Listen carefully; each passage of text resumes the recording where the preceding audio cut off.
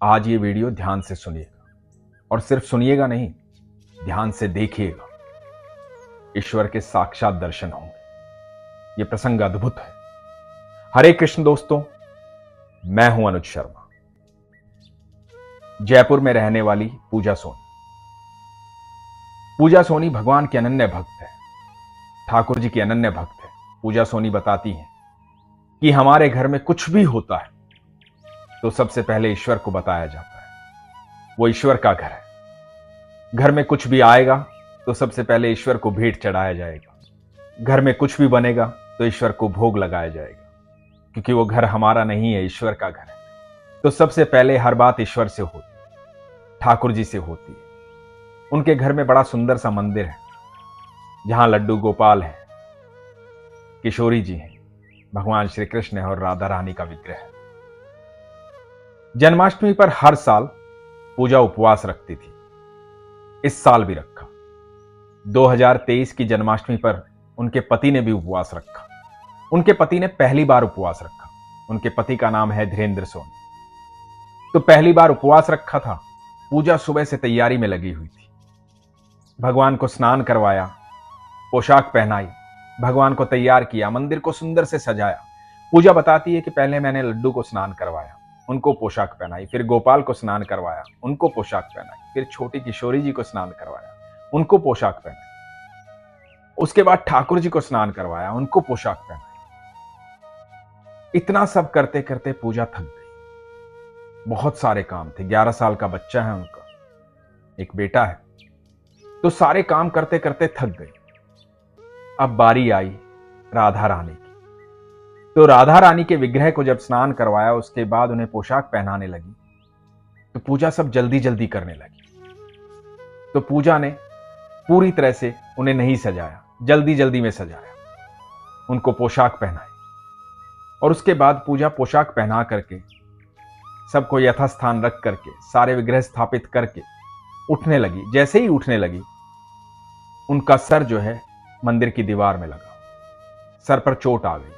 लेकिन वो इतनी जल्दी में थी और इतने सारे काम थे कि उन्होंने ध्यान ही नहीं दिया। फिर कुछ फोटो खींचे भगवान के, मंदिर के फोटो खींचे, क्योंकि मंदिर सुंदर बना दिया था। बहुत सारे फोटो लिए भगवान के। आमतौर पे लोग ऐसा करते हैं, हम सब ऐसा करते हैं, अपने भगवान के फोटो खींचते हैं। तो भगवान के फोटो लेने के बाद अपने काम में लग गई। इनके पति धीरेंद्र सोनी जी को आज दोपहर में ही अपने काम से आ जाना था, क्योंकि उपवास भी था। तो दोपहर में 3 बजे वो अपने काम से वापस घर आए। पूजा अपने काम में व्यस्त थी। तो धीरेंद्र सोनी जी अपने घर के मंदिर में माथा टेकने गए, भगवान को देखने गए, मंदिर को देखने गए। मंदिर सजा हुआ था, सुंदर लग रहा था। अचानक से धीरेंद्र जी ने पूजा को आवाज दी और पूजा से कहा कि पूजा देखो, ये क्या हुआ? राधा रानी ऐसी क्यों लग रही है? देखो राधा रानी को क्या हुआ? पूजा भाग कर आई। पूजा ने देखा कि राधा रानी की गर्दन मुड़ी हुई है, तिरछी है। पूजा को विश्वास नहीं हुआ। उसे लगा कि शायद मैंने विग्रह को सीधा नहीं रखा है, तो ठाकुर जी की तरफ मुंह करके रख देती हूं, सीधा रख देती हूं, जैसे हमेशा रखती हूं। उन्होंने उसे सीधा रखा, लेकिन गर्दन जो है फिर भी मुड़ी हुई थी। पूजा की समझ में नहीं आया, धीरेंद्र जी की भी समझ में नहीं आया, क्योंकि विग्रह मार्बल का बना हुआ है, गर्दन कैसे मुड़ सकती है? कोशिश की हाथ से सीधा करने की, पर कैसे हो सकती है? मार्बल का विग्रह है, कैसे सीधी हो? मन व्यथित हो गया, व्याकुल हो गया। भाग करके नीचे अपनी भाभी के पास गई। भाभी से जाके बोली, भाभी मुझे लगता है राधा रानी नाराज है। मैं उनको अच्छे से सजा नहीं पाई, जल्दी जल्दी में थी, मेरे सर पर चोट भी लग गई, मेरी समझ में नहीं आ रहा मैं क्या करूं। तो भाभी ने कहा, क्या हुआ? तो पूजा ने बताया कि मैंने सबको 2-2 हार पहनाए थे, राधा रानी को 1 हार पहनाया। शायद वो नाराज हैं, मैंने उन्हें जल्दी से तैयार किया था। तो भाभी ने कहा कि ठीक है, जाके दूसरा हार पहना दे। पूजा ने कहा कि नहीं भाभी, राधा रानी की गर्दन जो है वो मुड़ गई है, घूम गई है, तिरछी हो गई है। भाभी बोली, ऐसे कैसे हो सकता है? चल मैं भी देखती हूं। और भाभी ऊपर आई। जब भाभी ऊपर आई तो देखा कि राधा रानी की गर्दन जो है वो सीधी हो गई, वो मुड़ी हुई नहीं है। तो पूजा ने बताया कि भाभी अभी अभी गर्दन मुड़ी हुई थी। तो भाभी ने भी सोचा होगा कि हो सकता है मन का वहम हो। भाभी भी चली गई। घर में पूजा की तैयारी होने लगी, लेकिन पूजा का मन व्यथित था, व्याकुल था। पूजा के मन में यह बात थी कि मैंने राधा रानी को अच्छे से तैयार नहीं किया। तो पूजा ने राधा रानी को फिर से तैयार किया,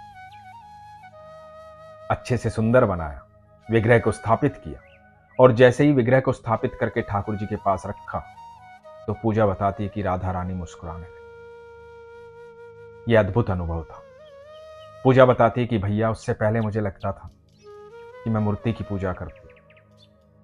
पहली बार यह एहसास हुआ कि नहीं, मेरे ईश्वर, मेरे ठाकुर जी, मेरी राधा रानी यहीं रहते हैं।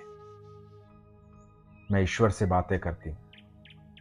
हमारे घर में राधा रानी आई, उन्होंने बताया कि मैं यहां हूं, तेरे पास हूं, तेरे साथ हूं। तू ऐसे मत समझ कि मैं मूर्ति हूं। मैं तेरे हर कार्य को देखती हूं, तेरी हर बात सुनती हूं। पूजा का विश्वास प्रगाढ़ हो गया। पूजा बताती है कि हमारे घर में जब भी पूजा होती थी तो हम राधे राधे बोलते थे, कृष्ण कृष्ण बोलते थे। कृष्ण का ही नाम राधे राधे बोलते थे, पर राधा रानी की जय कभी नहीं बोलते थे। लेकिन अब हमारे घर में जब भी पूजा होती है, आराधना होती है, तो राधे राधे के साथ साथ राधा रानी की जय बोली जाती है। सुबह शाम पूजा पूजा करती है।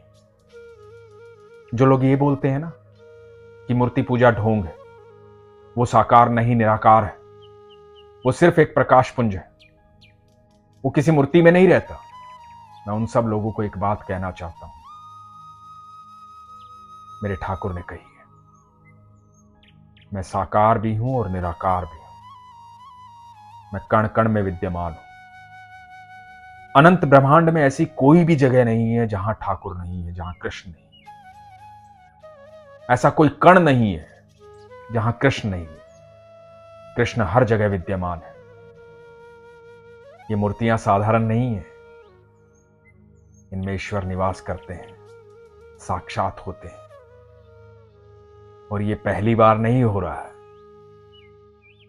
भगत प्रहलाद को हिरण्यकश्यप ने कहा था कि क्या तेरा विष्णु स्तंभ में भी है?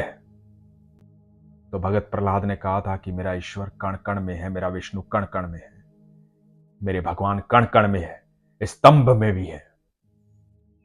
और गुस्से में आके हिरण्यकश्यप ने उस स्तंभ पर वार किया था, और जब स्तंभ टूटा था, वहां से भगवान नरसिंह अवतार में आए थे।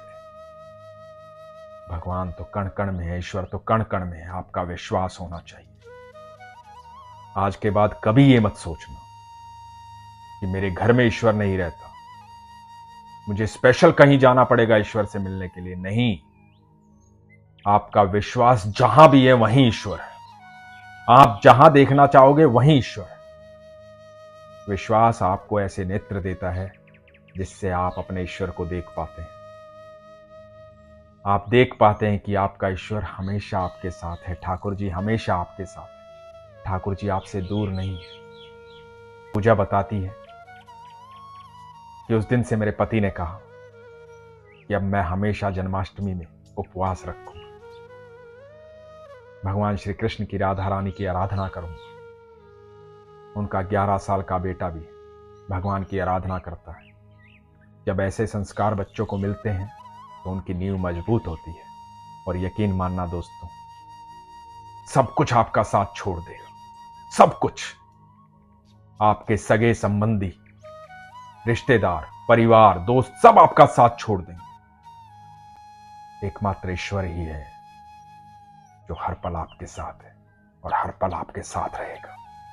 इसलिए हमेशा कहता हूं, अपने विश्वास को मजबूत रखो, अपना ख्याल रखो। हरे कृष्ण।